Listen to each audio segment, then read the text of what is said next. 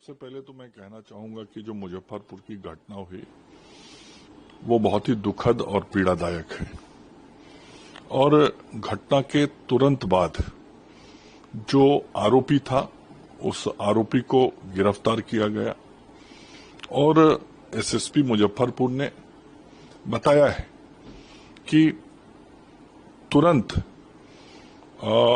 Chargesheet किया जाएगा और स्पीडी ट्रायल करा के दोषी को सजा दिलाई जाएगी कानूनी।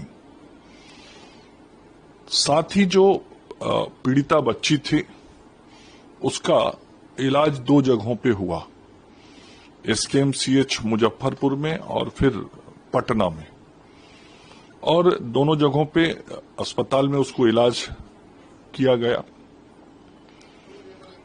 मैं पटना से बाहर था और कल रात को जब मैं पटना वापिस आया, मैंने आते ही तुरंत अपने उच्चाधिकारियों के साथ वार्ता की, चर्चा की, पूरे बातों की जानकारी ली और तत्क्षण मैंने अपने उच्चाधिकारी को यह निर्देशित किया कि ये मामला गंभीर है, इसकी उच्च स्तरीय जांच होनी चाहिए और विभाग में डायरेक्टर इन चीफ के पद पे 3 लोग हैं।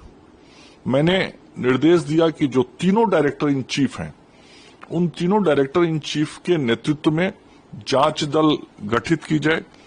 डॉक्टर आरएन चौधरी जी, डॉक्टर बीके सिंह जी और डॉक्टर प्रमोद कुमार जी, और इन तीनों के नेतृत्व में गठित दल एसकेएमसीएच में भी जाके सारे चीजों की जांच पड़ताल करे, फैक्ट फाइंडिंग करे और पीएमसीएच में भी पूरा घटनाक्रम क्या हुआ है और उसके बाद ये तुरंत रिपोर्ट विभाग को दी जाए और विभाग को रिपोर्ट मिलने के बाद उस पर कार्रवाई की जाएगी। अभी प्रारंभिक भी जानकारियां इकट्ठी की गई हैं। जैसा मैंने कहा कि कल रात को जब मैं बाहर से आया तो मैंने तुरंत सारी चीजों की विस्तार से जांच और कार्रवाई, यदि कोई दोषी है तो वो किया जाए, इस संदर्भ में निर्देशित किया था।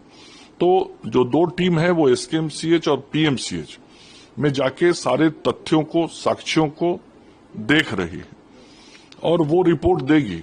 लेकिन उसके पूर्व जो प्रारंभिक जानकारियां मिली हैं उन प्रारंभिक जानकारियों के आधार पर 2 लोगों को प्रथम दृष्टया दोषी पाया गया है, जिसमें मुजफ्फरपुर मेडिकल कॉलेज हॉस्पिटल की जो सुपरिटेंडेंट हैं डॉक्टर कुमारी विभा जी, उनको अपने कर्तव्यों का सही तरीके से निर्वहन उन्होंने नहीं किया, ऐसा प्रारंभिक रूप से दिख रहा है। फलतः उनको उनके पद से निलंबित कर दिया गया है। साथ ही पटना मेडिकल कॉलेज हॉस्पिटल के जो प्रभारी अधीक्षक उस दिन थे, डिप्टी सुपरिटेंडेंट, उनकी डॉक्टर अभिजीत सिंह, उनकी प्रशासनिक विफलता अभी प्रथम दृष्टया दिख रही है, उनको पद मुक्त कर दिया गया है। तो ये कार्रवाई अभी हमने कर दी है। एसकेएमसीएच के सुपरिटेंडेंट को निलंबित किया गया है और पीएमसीएच के जो डिप्टी सुपरिटेंडेंट उस दिन चार्ज में थे उनको उनके प्रशासनिक विफलता के कारण पद मुक्त किया गया है। ये प्रारंभिक जांच पे हुआ है।